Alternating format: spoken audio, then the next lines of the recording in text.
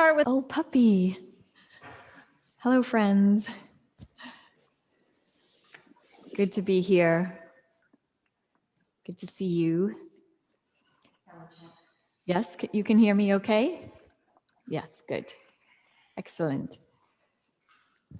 I think it's always very interesting that I don't know exactly what Shauna is going to say to introduce my talk, yet we've done this twice now and we're 2 for 2, that what she has said really complements what I was going to say, what I will say.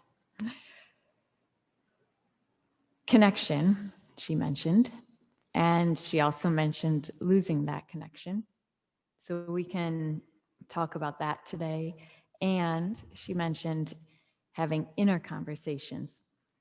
And this is where we complement each other, but we also differ, because I'm all about having outward conversations, and particularly the conversations that might be sensitive, trigger conversations, political conversations, conversations we avoid.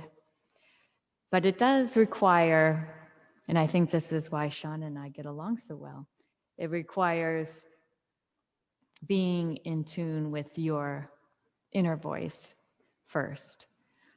And if you really can hone your inner voice and be in control of it, it's going to help you a lot in having conversations with other people. I think what drove me to start this group was knowing how many people were out there not having conversations that we really need to have. You can't avoid politics. Those are the policies that affect our lives. And if we don't talk about them, we don't understand them. And if we don't talk about them with different people, we don't understand the whole picture of them. And what a shame to isolate ourselves that way and limit our thinking. And it happened in my own life where I had trouble talking to my own family about goals that I had and beliefs that I had. And the funny thing is, we believed the same thing, but I had a different approach, and they didn't like my approach. So here's some steps. One is, and I think you might be familiar with this one, it's setting an intention. So you know what you want out of the conversation. So your intention might be, I'm going to be in control of my feelings. When I'm talking with somebody, and I'm talking about something that's really important to me, I will physically shake. My voice cracks. I feel my arms become kind of cold and tingly. I have a physical reaction when I know I'm losing control of my emotions. So to set an intention that I am not going to let that happen. I can control that, even if it means deep breaths, talking more slowly, choosing my words more carefully, or even waiting for the right time to have that conversation, even if you really just want to get it over with, and this isn't the time. So having that discipline. So that's, you set your intention to be in control. And then from there, it takes, in order to keep that intention, you need to have some kind of integrity.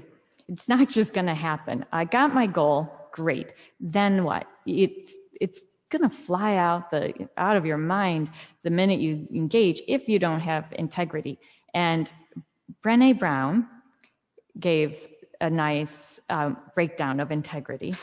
And she said it's choosing courage over comfort. It's also choosing right over what might be the more fun thing to say, like a nice crack or a dig that might feel really good. You know the people's weak spots. You might just want to go right there. That's not ideal. So if you want integrity, don't go there. Or speaking to jumping the gun on assuming what someone's feeling. So choosing the right approach, having the courage over falling into comfortable ways. And the other thing is practicing. So I said last week, one of the important steps was leaving conversations open. Whatever you do, really try to end on a note that says, let's talk about this. I want to talk about this some more with you. This was good, and there's so much more I want to know, and I know we disagreed, but let's go back to this conversation another time. Try to leave it open in some way so that you can practice again. You're practicing on everyone you speak to, and try to end it with a good feeling so that that opportunity is still there, instead of wanting to have the last word, or letting, if maybe that person hits your trigger spot or does that dig on you, you can say, I'm going to let that go. Okay, they're not having integrity at the moment, but I will keep my integrity. So to have the courage and to choose what's right, and to keep practicing by keeping conversations open for the future. The last point that I think could be really helpful, and I'm thinking we'll do a recap. We have integrity, we have our intention, and I'm going to look because I'm forgetting. Oh, this is a very good one. It's change. And this is more of a long-term step. And it requires practicing and reassessing, and how did that conversation go, and what could I have done better, and really maybe going back into your inner conversation to think about how you could improve. And with change, generally there are 3 things that could happen. It could let go of something. I need to stop doing that. Like, what? I really have to let go of using that particular word. Or a lot of people say, oh, I say sorry too much. I want to let go of that word. Or you might feel you need to agree too much. And I really need to let go of that. It's okay to disagree.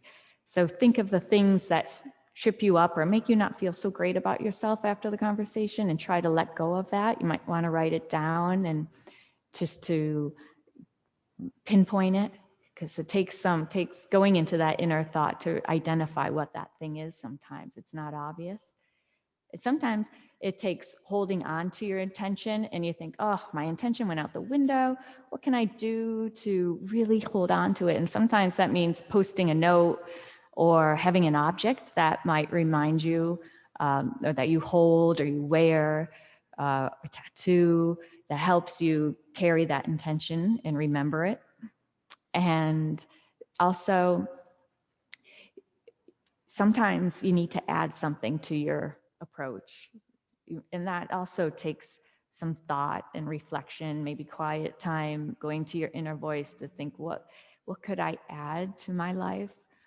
Sometimes people add meditation or breathing exercises or working out to release tension. Sometimes it's therapy. Or, I think for me, I've been living without a pet for a while, and I really have felt the need to add a very soft and unconditional, always loyal, cute, there when I come home element to my life that I'm missing. And I think, things like that could actually affect how you control your emotions and how you have conversations with other people. It's all connected. To Shauna's point, which she mentioned before. So we're trying to keep our connections. We're trying to be in control of our emotions so that we can keep our connections and have the best possible conversations. And if our emotions spiral or race ahead of us or physically slow us down, then you know that let's go back to the drawing board. You can ask to have the conversation another time in a sincere way. Another way we trust people is asking for help. And then it's a great show of, I trust you. I need your help right now. I need space. I can't have this conversation right now, but I really want to have it at another time. So these are all work together in helping us have the best possible relationships. You know, the longest running study, Harvard study, I think it's gone over 75 years now, is what makes people happy. And since it's gone on for decades and they've followed different patterns in society and highs and lows, and they surprisingly found that there's one consistent thing that stands above all else, above money and success or fame, and that is the relationships in our lives. That's what makes us happy. And of course, not the purely social fleeting relationships, but the real meaningful ones and the ones that we trust. And so it might not be a lot of relationships, it might be a few, but that's what really gives us the most security. That's when we can truly be ourselves. That's when we can really laugh. And that all adds up to our happiness. I'll end with a quote that I really like, and you probably know it. It's Michelle Obama. And she says, going high doesn't mean you don't feel hurt or you're not entitled to an emotion. It means that your response has to reflect the solution. Going high means your response has to reflect the solution. It shouldn't come from a place of anger or vengefulness. Barack and I had to figure that out. Anger may feel good in the moment, but it's not going to move the ball forward. So I thought that was great. It's great for our personal lives. It's great for us as individuals and for our country as well, I think. But if we all work on our conversations, it kind of spreads out to other people, and maybe every relationship that you empower or strengthen sometimes ripples out to other people in their relationships, and a whole family can be affected, which then can spread out to neighborhoods and communities. And I think it keeps going. So thank you for listening.